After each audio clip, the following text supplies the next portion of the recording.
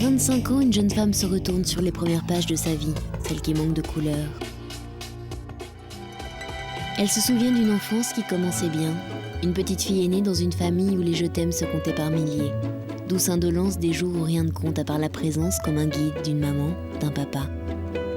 Un papa câlin, complice, qu'Annabelle serre dans ses petits bras d'enfant pour montrer que cette vie qui la fascine jamais ne les séparera.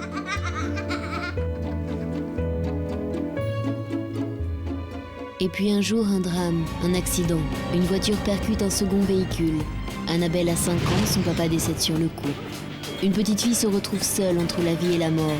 Et soudain, un homme surgit comme un ange gardien pour la sauver. Il la sort du véhicule et lui apporte les premiers secours.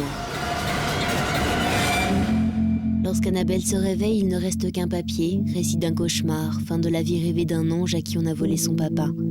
Un sourire s'est effacé, le visage d'un sauveur s'est gravé dans les mémoires d'Annabelle. Cet homme lui a sauvé la vie, mais elle ne l'a jamais revu, juste entendu une fois, le lendemain de l'accident. Si jeune et pourtant, Annabelle se prépare déjà à affronter la vie sans son papa. Alors jour après jour, elle réapprend à rire, à grandir, en n'oubliant pas qu'elle doit ses sourires à son ange gardien. Les années qui passent lui offrent d'autres découvertes, des passions qui ajoutent de la vie aux années.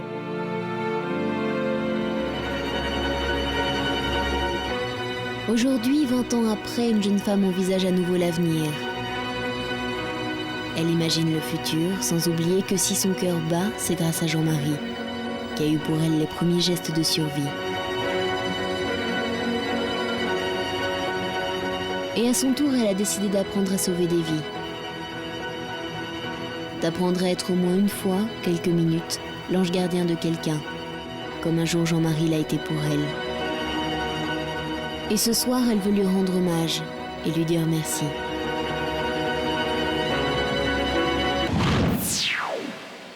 Histoire incroyable. Vous vous souvenez de rien de cet épisode, j'imagine? Si. Si?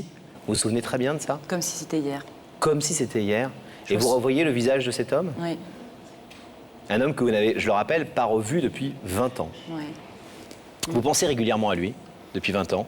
Ah oui, sans arrêt. Il y a cette petite lumière qui est intervenue à un moment, le moment le plus crucial. Et c'était Jean-Marie qui m'a tendu les bras pour me sortir du véhicule, pour me porter secours. Et c'est à ça que je pense aujourd'hui. Ça fait 20 ans que vous n'avez pas vu Jean-Marie, vous allez pouvoir le voir dans quelques petites secondes. D'abord dans l'écran de télé, regardez.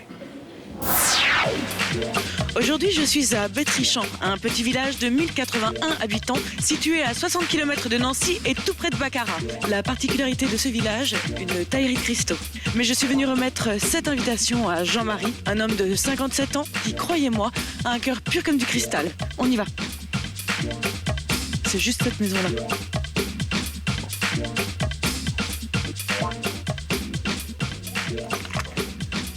Bonjour.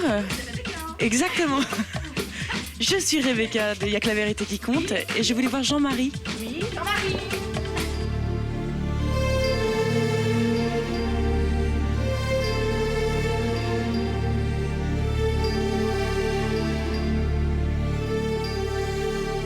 J'ai été saisie. Complètement saisie parce que j'avais le sentiment de retrouver son regard qui m'avait sorti du véhicule il y a 20 ans. Et je le voyais me tendre les bras, je le voyais m'apporter les premiers gestes de secours, les premiers soins. Je le voyais me rassurer, je l'entendais m'apaiser.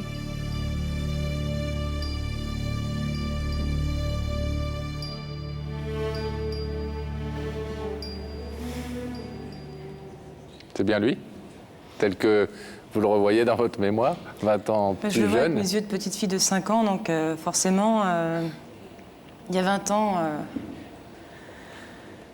Vous êtes très ému.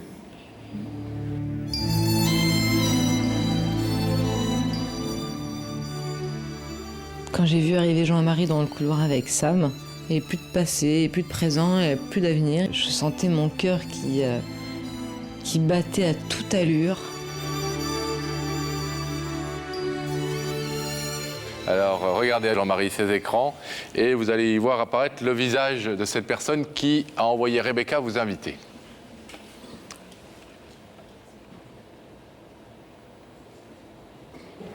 C'est dur. Je ne connais pas. Une jolie jeune femme. Je l'ai aidé peut-être. Vous avez aidé des jeunes femmes? Ouais, mais dans des situations spéciales. C'est-à-dire? Ah, mais ça doit être assez vieux quand même. Hein. Pas sur la route, des fois. Qu'est-ce que vous avez fait sur la route? Ben, il y avait eu un accident de voiture. Puis je l'ai sauvé de la voiture qui était décapitée. Annabelle, peut-être. Waouh! C'est ça? Oh, je suis content. Je suis content. J'y pensais à elle. À la porte de Pantin.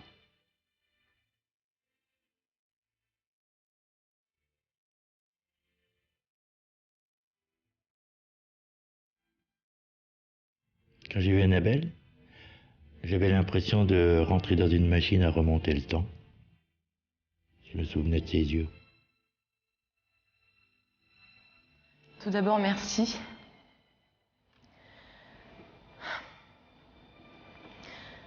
Je vous ai fait venir ce soir pour vous témoigner ma reconnaissance. Parce que vous m'avez généreusement secouru.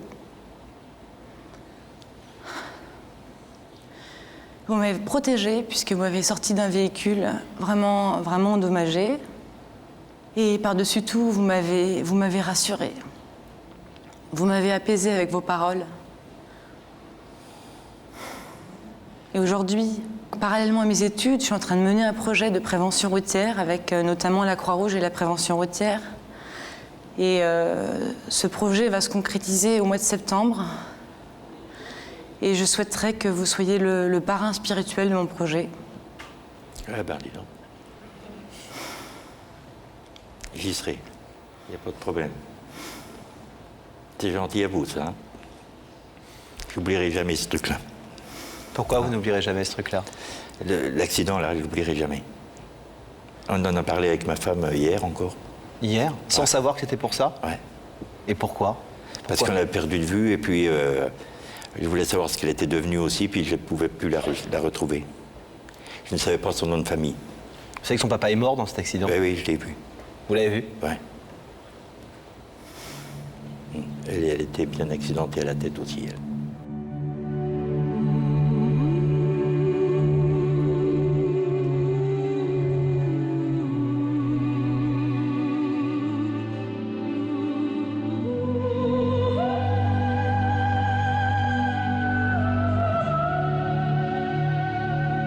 La première fois, quand j'ai pu le serrer dans mes bras, je me suis sentie apaisée, réconfortée, comme 20 ans en arrière finalement, comme quand il était intervenu dans l'accident.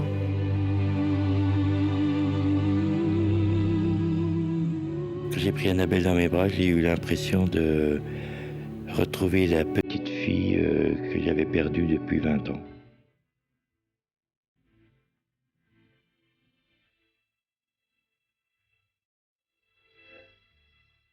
Toute la vie d'Annabelle, élève à Sciences Po, s'est construite autour de cet homme. Pour elle, cette rencontre a fait d'un accident un destin.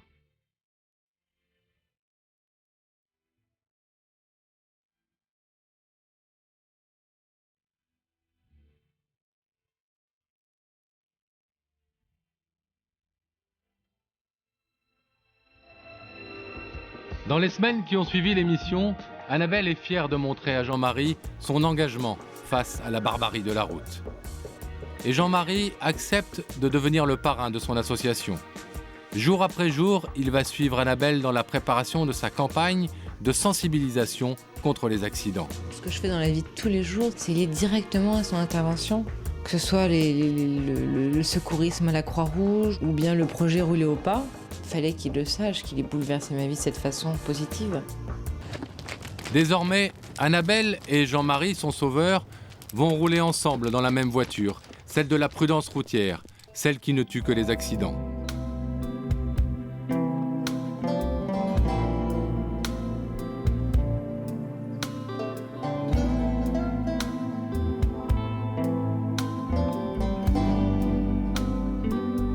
Annabelle a également décidé de lutter avec Jean-Marie pour développer en France les leçons de secourisme. Premier cours destiné à Rebecca. En France, l'enseignement des premiers soins aux accidents de la route est facultatif, laissé à la convenance et à la disponibilité des établissements scolaires, contrairement à ce qui se passe dans de nombreux pays d'Europe où ils sont inclus dans le planning scolaire. Annabelle veut contribuer à changer ça. Espérons que notre émission l'aura aussi un peu aidé dans cette démarche.